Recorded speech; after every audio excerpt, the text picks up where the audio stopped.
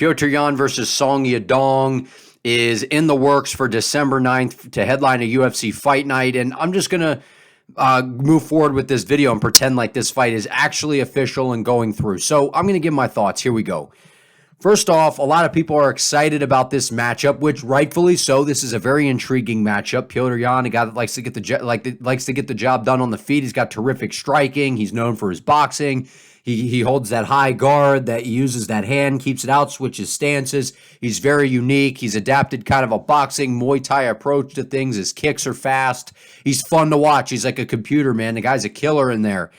And he's going up against Song Yadong. And Song Yadong is a guy who's really improved over his last few fights. And the thing with Song Yadong that is a little bit different than everyone else at 135 pounds is his power is extraordinary.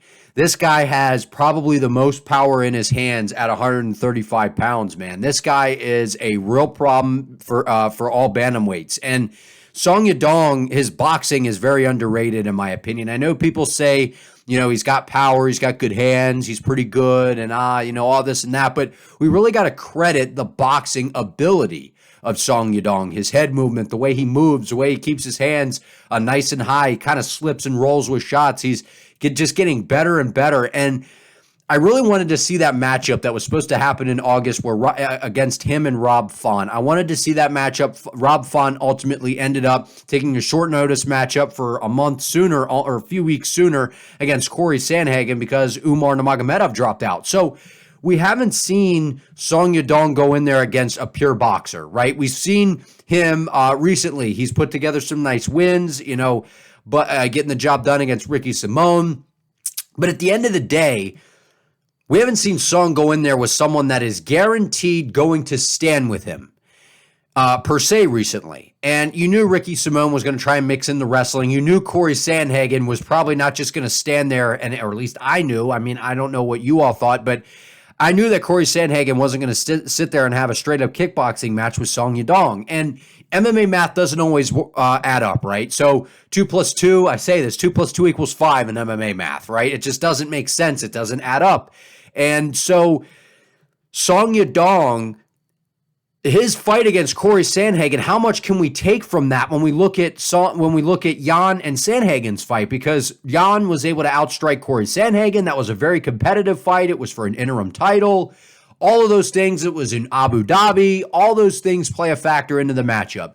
At the end of the day, this is a tough matchup for both guys, but I got to lean towards this is a tougher matchup for Petr Yan. And I see a lot of people that are just like, Yan back in the win column. This is a great matchup, blah, blah, blah.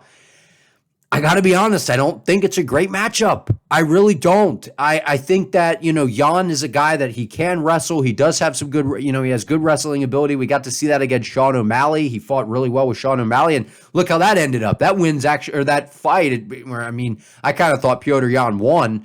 And I like Sean O'Malley, but I thought Yan won the fight. Look how that loss is aging. Sean O'Malley just starched Aljamain Sterling, and Yan was in there going basically toe-to-toe with him in the striking department. He's able to mix in some takedowns. He had better success with the takedowns than Aljamain, which obviously the threat of Aljamain is different. With Yan, maybe you're not expecting a takedown, whatever. The point is, if you just think that if shit hits the fan, that Petr Yan is just going to be diving for takedowns and taking Song Yadong and holding him down, you are out of your mind. Song Yadong has outstanding takedown defense. He's over at Team Alpha Male with Cody Garbrandt, Uriah Faber mainly. Those guys over there, takedown defense is no problem over there. Those guys have some of the best takedown defense in all of MMA. I just don't see, this is a very tough fight for Yan. And yes, it's a break from the wrestlers that Yan's had to go against, other than the O'Malley fight. He had Aljamain Sterling twice. He had Merab Dvalishvili. He had guys that were just trying to take him down. He came into those matchups and knew, listen, I can't overextend on a shot. Guys are just going to duck underneath and just try to either take me down and submit me or just hold me down and win by points. That's what Yan knew. So unfortunately, like the great Nathan Diaz has always said, if you fight just someone that just wants to hug you and hold you down, it makes you boring, because anytime you expose yourself, you overextend, They're taking any opportunity they can to take you down and just hold you there. And it's exactly what Merab Dvalishvili did some striking. He was, that nonstop pace. But at the end of the day, Song is going to stand with Petr Yan. Now, Petr Yan is a handful for anyone on the feet. My concern is the power of Song Yadong. And I think that Petr Yan, at the end of the day, I am going to go with Yan in this matchup. I am going to pick Petr Yan, one, because I really like Petr Yan. I've liked the guy before he got into the UFC. He was fighting back in, what was it, Tiger or whatever that promotion was over in, I think it was Russia, where he fought Magomedov, the guy in Bellator, those great fights between them. This guy's sensational, man. He's sensational. He's got terrific striking. The issue with Petr Yan is he's a slow starter. He's like a Chito Vera. They're very slow starters. They're methodical. They like to break you down. He gathers his data. He's like a computer. That's why I say he's a computer. He picks up on your habits. He gets his reads early. That first or second round, he's very much he's got that boxing mindset. He starts to fight very, very slow. He gets in your face right away, and he wants to back you up and assert his dominance right away. But he wants you on the back foot to where you feel threatened that you need to throw something, and you're reacting. Once Yan gets you reacting, he starts to notice, your hand dipped this way, you block this way, you move this way when I move that way. So he gathers all of his data, and then usually when the second round starts, he's a different fighter. He comes out and he starts throwing things. He switches stances. He gives you a lot of different looks. Petr Yan's gotten really good with the low kicks. I know Dvalishvili was banging him up with some of the leg kicks in their matchup, which I don't think Yan expected. Yan is very good at switching stances. He stays relatively safe while being aggressive and staying in the pocket for long exchanges. He's got good speed. He's got good power. Song Yadong doesn't really throw a lot of kicks. Right? He doesn't throw a lot of kicks. Maybe throw some leg kicks here and there, but I think Yan is going to be prepared for those. I think that if you're just going toe-to-toe boxing with Petr Yan, tough to bet against him. I don't know that I'd bet against him if it was just pure boxing. I think that I would pick him to beat anybody at bantamweight. I know people think Rob Font and Adrian Yanez are the top boxers, but I beg to differ. I think it's Petr Yan at 135 pounds. I like it. I like what he does. I like the way he operates in there. I think he's a smooth criminal, as Michael Jackson would say. I think he's just going to be able to pick Song Yadong apart. Now, the reason I mentioned in the beginning where I made it sound like, I'm leaning towards Song, is when there's a guy that hits that hard and has really good speed like Song Yadong, it makes you worried. Because it's not like Petr Yan he does have good wrestling. But it's not, I'm taking you down looking for submissions, trying to take your back, submit you, like at Aljamain Sterling, where Sterling has multiple ways to win the fight if the fight hits the floor. With Petr Yan, it's really just, I need to take you down and try and win the round. I need control time. I need, those different types of things. So I just think at the end of the day, this is a really tough matchup for both guys. But I just am worried for Yan because it essentially is a 4-fight losing streak. As hard as that is for us to say, I mean, did we a few years ago ever think that we would be talking about Petr Yan in this matchup or in this light? I thought he would still be the champ. So, you look at the Aljamain Sterling fight the first time, he was winning the fight, and then the illegal knee, the theatrics with Aljo. Okay, so it's a DQ, but technically a loss, basically, right? The rematch, very close.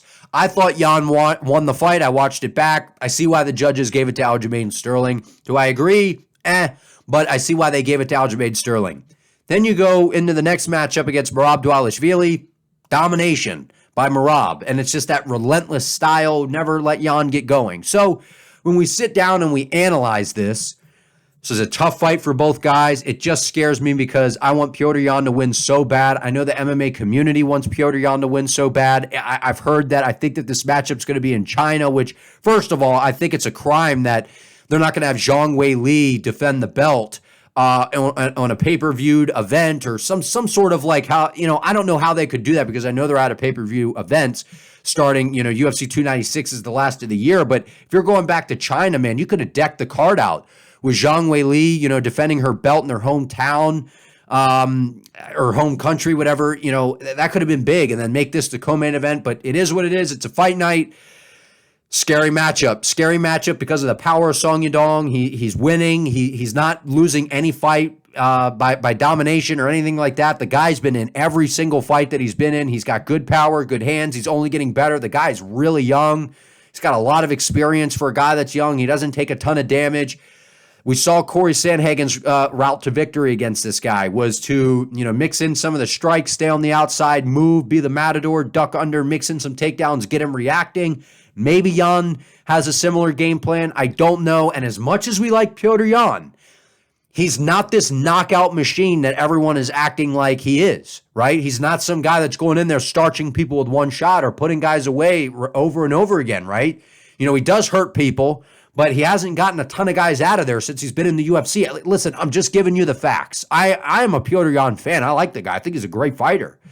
But we got to go off the facts here. So what do you all think? You think this is a good match? I mean, obviously, it's a fun matchup to watch. That's not what I mean by good matchup. I mean, is this a good matchup for Petr Yan? I know it's not a wrestler, but a guy that's got some heavy power like that. What do you all think? Like, comment, subscribe, help your boy out. I appreciate you all. I'm rolling with Petr Yan in this one. See you in the next one.